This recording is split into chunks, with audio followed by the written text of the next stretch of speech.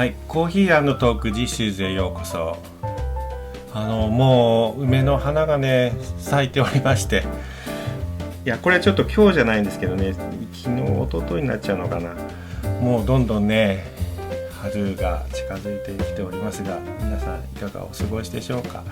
梅の花っていうとあれですよね。梅の花に罪はないけど杉の花粉が始まった証なんですよね。いやまあ今日はですね、ビル・エヴァンスについて存分に語ってしまう回にしちゃおうかなと思います。頑張ろうビル・エヴァンスっていうのはね、やっぱねビル・エヴァンスって悲しい人だなっていうのがやっぱりひしひしとね、調べれば知るほどなんか身につまされる身につまされるじゃないな、自分と比較してどうする感じてきちゃうところですが、まずですね、この有名なのはリバーサイド4部作ってやつですわ。で前回紹介しているオングリーンドルフィンストリートが1959年なんだけど、この後にスコット・ラファローとポール・モチャーという2人のベースとドラムの人がエヴァンスと組んでですね、非常にいい感じでライブも録音もブイブイやるわけですよ。リバーサイド4部作、これがね本当にいい感じで有名です。ポートレート・イン・ジャズ、これがオングリーン・ドリーフィン・ストリートと同じ年ですよね。でその2年後にエクスプロレーションズ、ワルツ・フォー・ディビー、サンディ・アッツ・ザ・ビレッジ・バンガードなんてライブ版とかも出て、これをね聞いていただく限りは、今回紹介するのはワルツ・フォー・ディビーですけど、これを聞く限りはねもう至福ですね。美しいピアノトリオの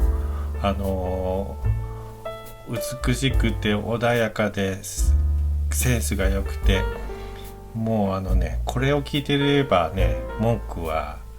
ナイス。でもこれがね有名な話ですけど、スコット・ラファローっていうベースの人、いかにも白人っぽく見えますが、シチリア系の家系らしいですね。北欧じゃなくてイタリア系の方でした。でこの人がですね、このビリー・エヴァンスとのライブ録音の11日後に交通事故で死んじゃうんですね。その前にポートレート・イン・ジャズに出演して、その2日後っていうことだから、ポートレート・イン・ジャズにガーッと盛り上がったんですかね。で当時いろいろ麻薬とかお酒とかもガンガンやるミュージシャンの人が多かった中で、この人がね車スピード出しすぎて飛び出して木に激突しちゃったらしいし、でねもう27歳の若さでこの世を去ってしまったこのベースの方がですね、でねビル・エヴァンスはショックのあまりしばらくの間ピアノに触れることもできず、トリオの活動も中止、半年間はもう演奏シーンから遠ざかって何もできなかったっていうことです。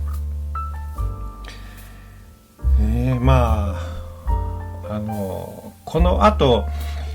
ビル・エヴァンスは例えばエディ・ゴメスとか優れたベーシストと一緒に音楽活動を続けて、まだまだ20年ぐらい活躍するんですけども、この時の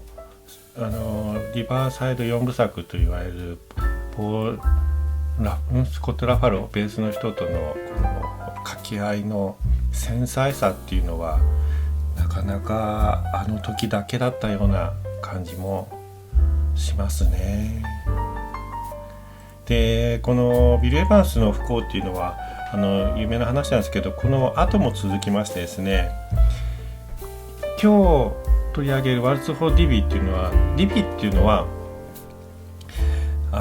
姪っ子さんがいたわけですよ。ディビっていうちっちゃい子が。でその子のために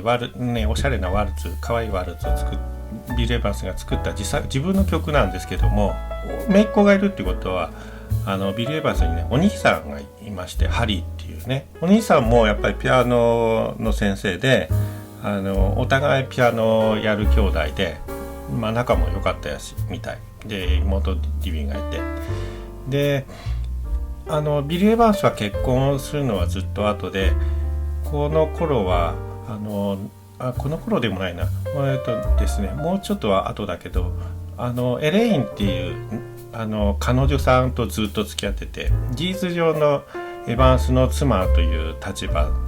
で皆さんが認知して自他ともに認識していたような女性がいらっしゃったんですが、そのねエレインさんが1973年だから、このリバーサイドの録音が61年か、それから12年後にこのビル・エヴァンスから別れ話を持ちかけられてしまって、ちょっと別の人と付き合いたいんで君とはっていうことで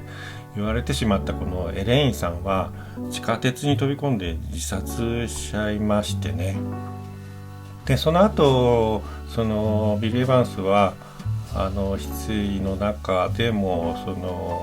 別れるきっかけになった新しい彼女さんとは実際に結婚して子供も作ったりしていく話なんですが、こういうね10年越しの付き合いの女性が自殺してしまって、それだけじゃなくてですね、この61年の録音から約20年後1979年にはお兄さんのハリーが拳銃自殺しちゃったんですよね。でこのお兄さんの自殺に関してはハリー・エヴァンスさん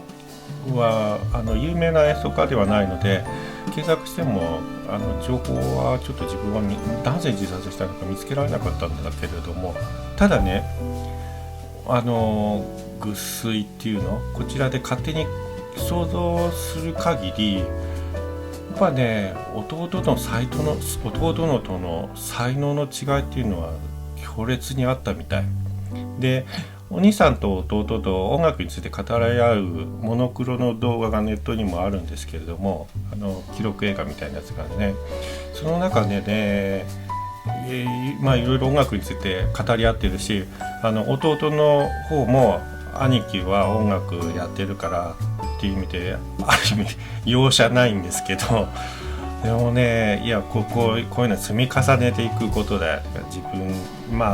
考えることもあるし感性で感じることもあるし実践で積み重ねてくることもあるし、自分は13歳の時からプロとして弾いてるからもう今30でももうすごいキャリアがあるプロだからみたいな見方もするんだけど、お兄さんの方はねお前が弾くこの和音のやり方一つ教わったけどそっから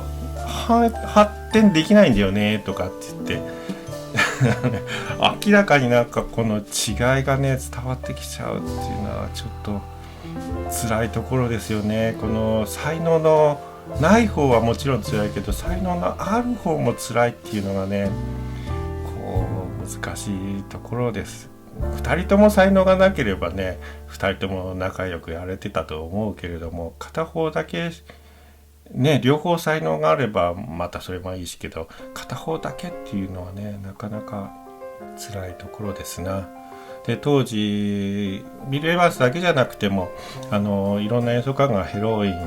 ですか麻薬をやって演奏をやってっていうことをやっていた時代だけれども、それがねビル・エヴァンスやっぱり生涯手放せなくて、結局そのお兄さんの死あたりがでもうたかが外れてしまった、もう治療を放棄してしまったようなところがあったみたいです。そういう人生ビル・エヴァンスの人生をね知ってしまうとねリバーサイドの時4部作のこの繊細さは美しいんだけど、でその後もエディ・ゴメスとかと頑張るんだけども一末の悲しさが常につきまとっちゃうなという感じで、なかなか実質でも積極的には取り上げづらい。その悲しさ自体もね芸術ですけどね、ちょっとね難しさがつきまとう気持ちは僕にはすごくわかる気がした。でねビル・エヴァンスに関してはピアノの和音がすごい複雑で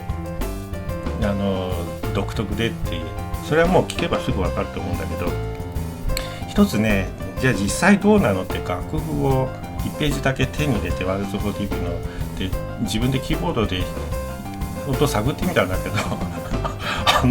すいません、そもそも僕手が届かないっていうことに気がついた。ビル・エヴァンス超楽勝に弾いて手軽そうに弾いてるから簡単な曲かと思ったら、これ指届かない指となんか和音を探る以前にいや、まあ届かなくはないんですけどね、いっぱい開かないといけないからね、なかなか難しいなと思った。でもまあ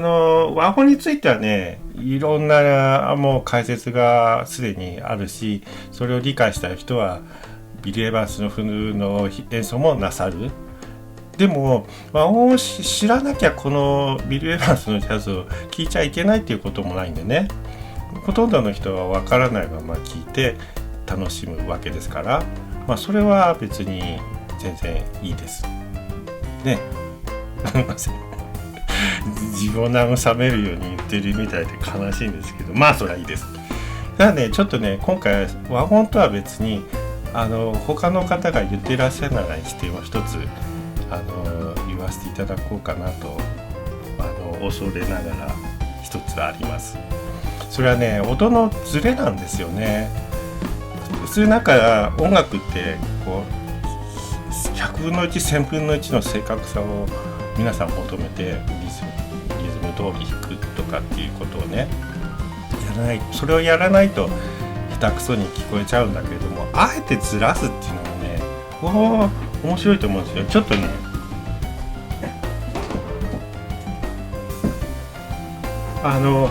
っていうのはバイオリンで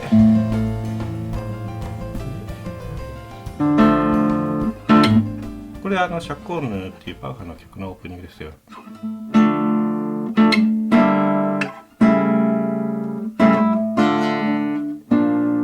こうやれば普通なんだけど、バイオリンは複数の和音を出しきれないからバラすんですよね。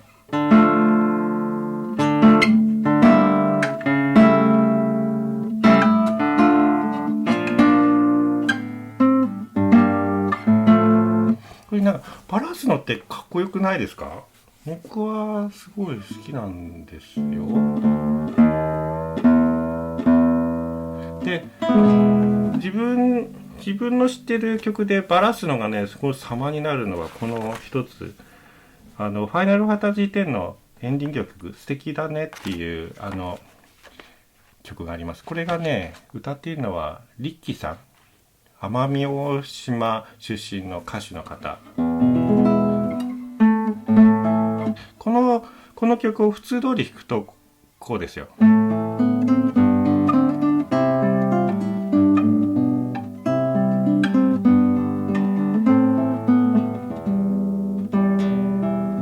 これをずらします。ずらすというのはこういうふうに。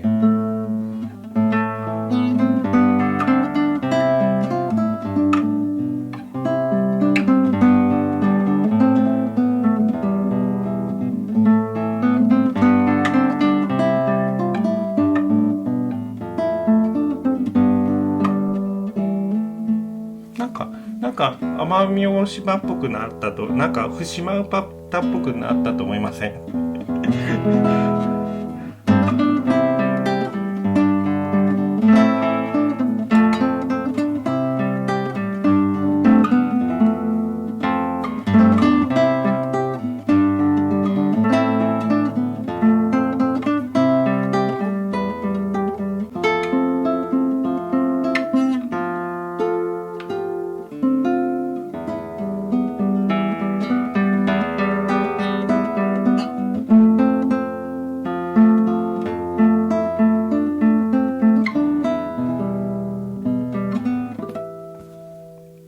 って感じですね。僕は音楽的なセンスがないので、このビル・エヴァンスの演奏がどこまでずれてるかっていうのは聞き取りきれないんですけども、でも多分ねこの2人どちらかが前にいたりどちらが後ろにいたりこうやり取りをしていて、わずかなズレがねすごくね楽しそうにやってると思う。ここをぜひちょっと聞いてみてください。本当にずれてるのかどうかわかんない僕はわかんないし他の人が言ってるの聞いたことないからただのね間違いかもしれないんだけど、とりあえずこの2人のわずかな音のずれのこの掛け合いっていうところで聞いてみるのも多分一興だと思います。というわけですいません、下手なギターの耳を汚して申し訳ない。これからちゃんとしたものを聴いてください。ビル・エヴァンス、バルス・フォー・リビー、ピアノがビル・エヴァンス、ベーススコット・ラファロ、ドラムスポール・モチャウ、演奏が1961年です。では